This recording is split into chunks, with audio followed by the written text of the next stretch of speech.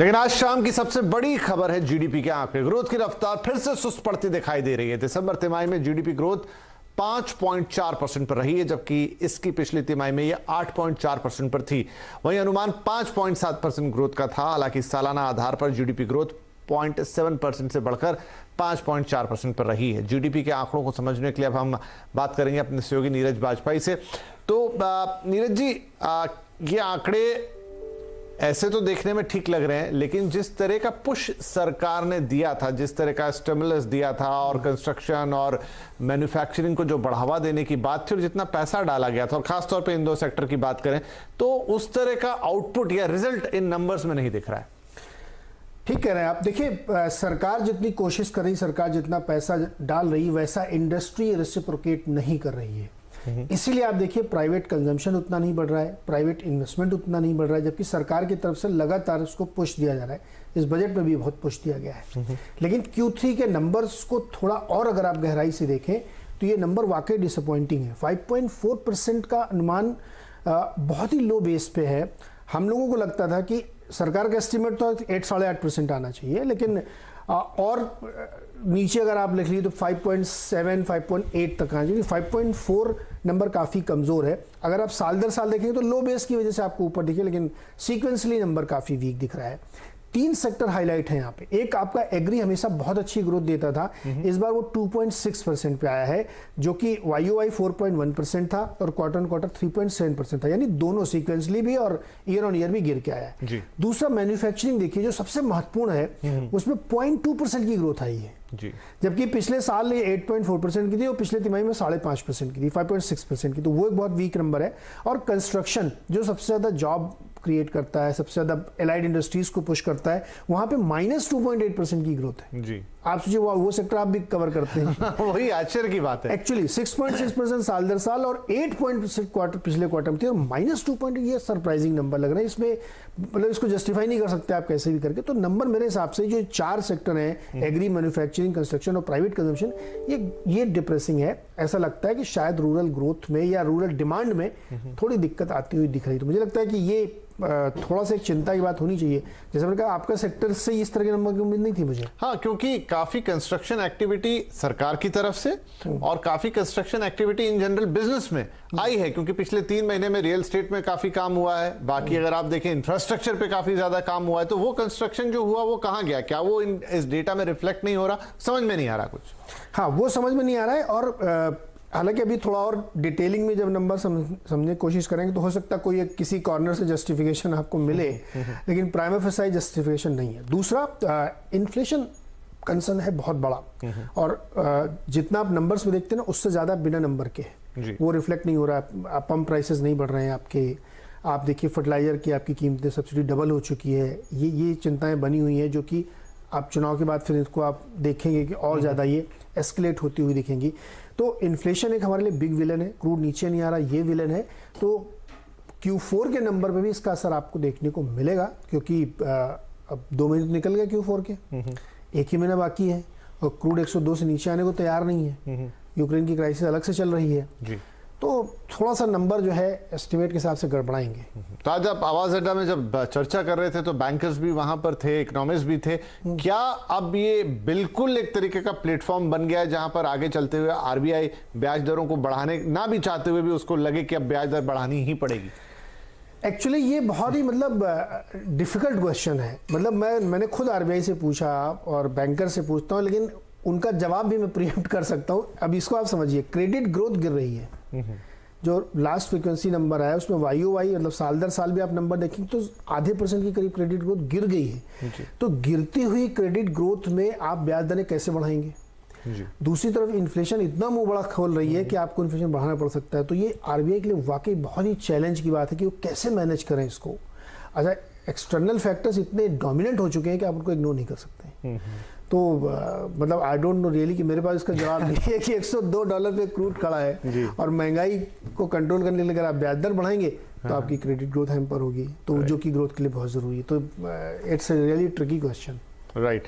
और किसी को पता भी नहीं कि जो मौजूदा सिचुएशन है वो सिचुएशन अभी कितने दिन और चलनी है और किस हद तक ये एक्सटेंड होती है। न्यूक्लियर वॉरफेयर की बातें हो रही हैं, क्या वो सच में हो जाएगा या वो सिर्फ अभी एक टैक्टिकल है। अभी हमारे अजय सहाय जी आए थे जो फियो के डीजी हैं, मैंने उनसे पूछा कि जो स्विफ्ट की बहुत से सैंक्शन लगाए जा रहे हैं इसका क्या हमारे ऊपर असर पड़ेगा। उन्होंने बोला बहुत सारी कमोडिटीज पर असर पड़ेगा।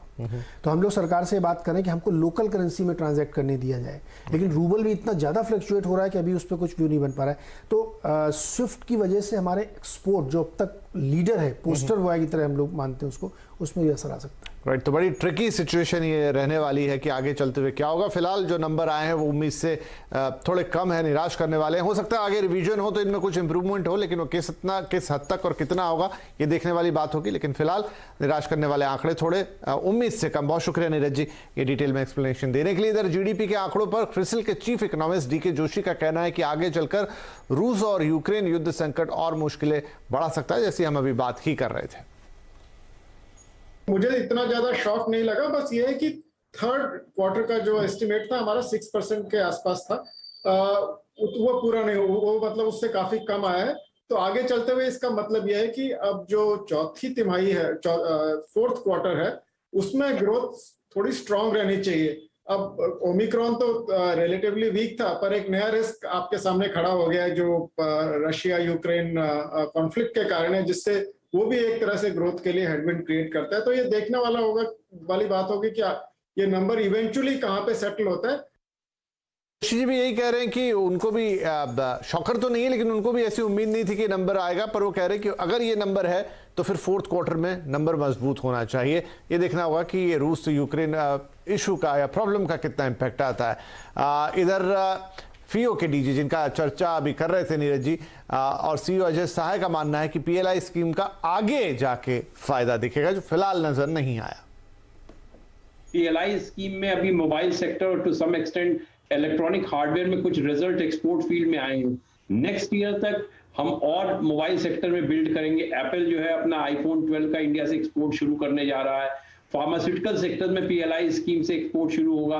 तो एक तो हमें एडवांटेज पीएलआई स्कीम के कुछ सेगमेंट का मिलेगा। ऑफ कोर्स जैसे जैसे हमारे ईयर्स बढ़ेंगे और सेगमेंट में जुड़ जाएंगे।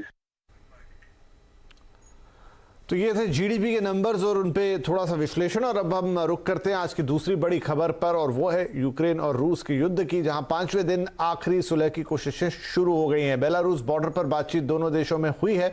यूक्रेन ने सीजफायर की मांग रूस के सामने रखी है, वहीं दूसरी तरफ से जंग रोकने के लिए रूस पर दबाव बनाने की कोशिशें भी जारी है। रूस के ऊपर पश्चिमी देशों ने कई कड़े प्रतिबंध लगा दिए हैं। रूसी राष्ट्रपति के बैंक अकाउंट्स भी फ्रीज हैं और रूसी सेंट्रल बैंक पर पाबंदियां लगाई जा चुकी हैं। इसके अलावा स्विफ्ट सिस्टम पर भी पाबंदी लग चुकी है। इधर रूस ने भी 36 देशों के लिए हवाई सीमाएं बंद कर दी हैं। इसके अलावा अपने माफ कीजिए न्यूक्लियर हथियार को भी हाई अलर्ट पर रखा है। इसको लेकर पूरी दुनिया में भी हड़कंप है। यूएनजीए यानी कि संयुक्त राष्ट्र महासभा के स्पेशल इमरजेंसी सेशन में एक प्रस्ताव रखा गया जिसके पक्ष में 11 और विपक्ष में 1 वोट पड़ा, और वो था शांति से या चर्चा से इस मसले का हल निकालना। और भारत, चीन और यूएई ने वोटिंग से खुद को दूर रखा। तो रूस और यूक्रेन के बीच जंग का आज, जैसा हमने बताया, 5वां दिन है। इस बीच वित्त मंत्री निर्मला सीतारमण ने यूक्रेन से व्यापार संबंधों पर असर पड़ने को लेकर चिंता जताई है। I'm more worried, if not equally, more worried, particularly the pharma sector to Russia and Ukraine, and also some of the main exports which were going from here. Now what is going to happen to them, even for the exports already done, payments and so on. So on both these issues, I think I would have a comprehensive, we are already looking at emergent situation, but I will have to have a complete assessment done through the various concerned ministries and only then be in a position to comment. भारतीयों की Ukraine से सुरक्षित वतन वापसी के लिए सरकार action में है। प्रधानमंत्री मोदी आज फिर से हाई लेवल मीटिंग करने वाले हैं। इसमें पहले हुई मीटिंग के 4 केंद्रीय मंत्रियों को अलग अलग देशों में भेजने का फैसला हुआ है। केंद्रीय मंत्री हरदीप सिंह पुरी हंगरी जाएंगी, तो ज्योतिरादित्य सिंधिया रोमानिया और मोल्डोवा, किरण रिजिजू स्लोवाकिया और जनरल वीके सिंह पोलैंड का दौरा करेंगे या वहां पहुंचेंगे और भारतीय लोगों को वहां से निकालने की जो कवायद चल रही है उसकी समीक्षा करेंगे और उसको तेज बनाने की कोशिश करेंगे। वहीं यूक्रेन से भारतीयों की सुरक्षित वापसी की कोशिशें जारी हैं। जैसा हमने कहा, भारत ने अपने नागरिकों को वहां से निकालने के लिए प्रयास काफ़ी तेज़ कर दिए हैं। मिशन ऑपरेशन गंगा के तहत यूक्रेन से आज 5वीं और फिर 6ठी फ्लाइट भी दिल्ली पहुंच चुकी है। इन सभी को रोमानिया के बुखारेस्ट के रास्ते दिल्ली लाया गया है, जिसमें करीब पहली खेप में 249 और दूसरी खेप में भी लगभग 259 भारतीय सकुशल भारत लौट आए हैं। अभी सभी भारतीयों ने वतन वापसी पर खुशी जाहिर की है। सिचुएशन डे बाय डे बहुत ही ज़्यादा ट्रॉमेटिक हो रही है। जिस ट्रॉमा में हम लोग होके आए हैं वो बहुत ज़्यादा क्रिटिकल सिचुएशन बन रही है। लोगों की लाइफ पे सवाल उठ रहा है कि अगर वो बॉर्डर क्रॉस करना चाह रहे हैं उनको फायरिंग से डराया जा रहा है। We had like hellish 2 days there and we were struggling a lot, but we had a positive attitude towards everything. See, Indian government has helped. Like there are MEA officials, so we can call them and we can contact if we have any issue. The major issue we felt was if we are giving the visa, will we be allowed? Will we be stopped at any airport or something? So he assured us that there will be no issue. वहीं SpiceJet ने कहा है कि वो भी Ukraine में फंसे भारतीयों को लाने के लिए रेस्क्यू फ्लाइट ऑपरेट कर रहे हैं। कंपनी के सीएमडी अजय सिंह ने कहा कि बुडापेस्ट के लिए वो रेस्क्यू फ्लाइट चला रहे हैं और जरूरत हुई तो आगे भी करेंगे। उनसे एक्सक्लूसिव बातचीत की हमारे संवाददाता रोहन सिंह ने। सबसे पहले तो आप एक रेस्क्यू फ्लाइट कर रहे हैं बुडापेस्ट की तरफ, उसके बारे में डिटेल्स देंगे और क्या प्लानिंग है, क्या आगे और भी फ्लाइट्स की प्लानिंग कर रहे हैं? देखिए, जो ये रेस्क्यू मिशन भारत सरकार का है उसमें जितने भी हमारे ये स्टूडेंट्स हैं जो यूक्रेन में पढ़ाई कर रहे थे वो नेबरिंग कंट्रीज़ में इस समय हैं और वो अपने देश वापस आना चाहते हैं। तो कुछ फ़्लाइट्स एयर इंडिया की अभी हुई थी पिछले 2 दिनों में। जो प्राइवेट कैरियर्स हैं वो भी इसमें हिस्सा ले रही हैं। स्पाइसजेट की फ़्लाइट्स आज शाम को जाएंगी और जैसे जैसे भारत सरकार को आवश्यकता होगी वैसे हम फ़्लाइट चलाएंगे और अपने जो स्टूडेंट्स हैं वहाँ पर उनको अपने देश वापस लाने की कोशिश करेंगे जल्द से जल्द। सर, अंतर्राष्ट्रीय उड़ानें अब लगभग बहुत जल्दी ही उम्मीद की जा रही है कि दोबारा से खुल जाएगी, उसको लेकर स्पाइसजेट की क्या तैयारियाँ हैं और इस पूरे मूव को आप कैसे देखते हैं? क्योंकि आज जो DGCA का आया है उसमें कोई डेट नहीं दी गई है, तो उम्मीद की जा रही है कि मार्च के बीच से। देखिए, जब से भी भारत सरकार इन फ्लाइट्स को शुरू करेगी, स्पाइसजेट के लिए हमेशा इंटरनेशनल उड़ान एक अहम हिस्सा था हमारे नेटवर्क का। तो हम जैसे जैसे भारत सरकार अनुमति देगी हम वो फ्लाइट्स उड़ाएंगे। तो अगर ये यूक्रेन क्राइसिस यूँ ही चलता रहता है तो क्या इसका असर आप ATF और अल्टीमेटली एयरफेयर्स पे देखते हैं? बिल्कुल, अगर इसी प्रकार से युद्ध चलता रहा और ऑयल के दाम बढ़ते रहे तो फेयर्स में तो ये रिफ्लेक्ट होगा ही। यूक्रेन रूस बातचीत की कोशिश से बाजार में भी आज रौनक रही। गिरावट के बाद बाजार में एक शानदार रिकवरी लौटी और बाजार दिन की ऊंचाई के करीब बंद हुआ। मिड कैप स्मॉल कैप शेयरों में बढ़त रही, वहीं मेटल, तेल, गैस और पावर शेयरों में खरीदारी रही। इसके साथ ही कैपिटल गुड्स, कंज्यूमर ड्यूरेबल शेयरों में तेजी दिखी, लेकिन बैंकिंग, ऑटो शेयरों पर दबाव रहा। सेंसेक्स 389 पॉइंट चढ़ा तो निफ्टी 336 पॉइंट की तेजी के साथ बंद हुआ। मार्केट रेगुलेटर सेबी को नया चेयरपर्सन मिल गया है। माधवीपुरी बुच सेबी की 10वीं चेयरपर्सन होंगी। माधवीपुरी बुच का कार्यकाल 3 साल का रहेगा। वो मौजूदा चेयरपर्सन अजय त्यागी की जगह लेंगी। अजय त्यागी का कार्यकाल आज खत्म हो गया। और यहां पर वक्त एक छोटे से ब्रेक का, लेकिन ब्रेक के बाद कुछ और खबरें और खासतौर पर राजनीतिक खबरों का विश्लेषण और उत्तर प्रदेश के चुनाव पर एक नजर।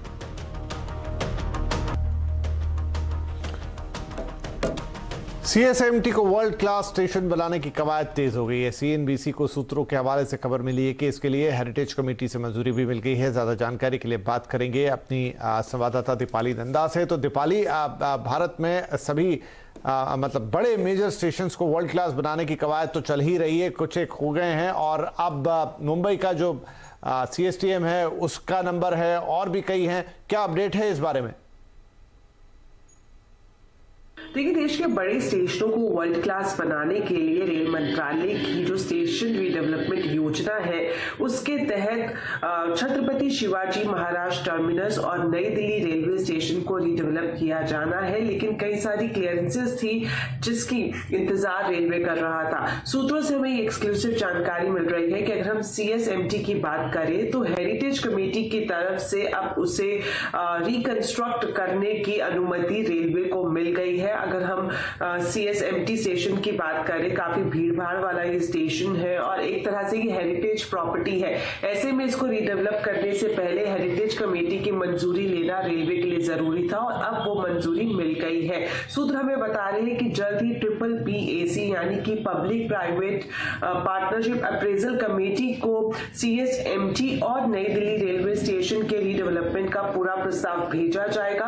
अगर हम CSMT के रीडेवलपमेंट की लागत की बात करें तो ये करीब करीब 1640 करोड़ रुपए है। तो कैबिनेट में इन दोनों के प्रस्ताव को भेजा जाएगा। सूत्र हमें बता रहे हैं कि अगले 10 दिन तक जो public private partnership appraisal committee है उस पर प्रस्ताव जाएगा और जैसे ही वहां से इसे हरी झंडी मिलती है तो रेलवे की कोशिश रहेगी जल्द से जल्द इसे कैबिनेट की भी मंजूरी दिलाई जा सके। सूत्र हमें बता रहे हैं कि जो दोनों रेलवे स्टेशन है जिसमें नई दिल्ली रेलवे स्टेशन और छत्रपति शिवाजी महाराज टर्मिनस शामिल है, इन दोनों ही स्टेशन को BOT मॉडल पर रिकंस्ट्रक्ट किया जाएगा। इसी मॉडल के तहत जो भी डेवलपर या फिर बिल्डर यहाँ पर आएगा उसे 26 साल तक का एश्योर्ड रिटर्न भी रेलवे की तरफ से मुहैया कराया जाएगा। देश के सबसे खूबसूरत रेलवे स्टेशन में से एक मुंबई के CSTM का भी अब रंग रूप बदलने वाला है और वो वर्ल्ड क्लास स्टेशन बनेगा। बहुत शुक्रिया दीपाली इस अपडेट के लिए। और अब बात करेंगे चुनावी दंगल की।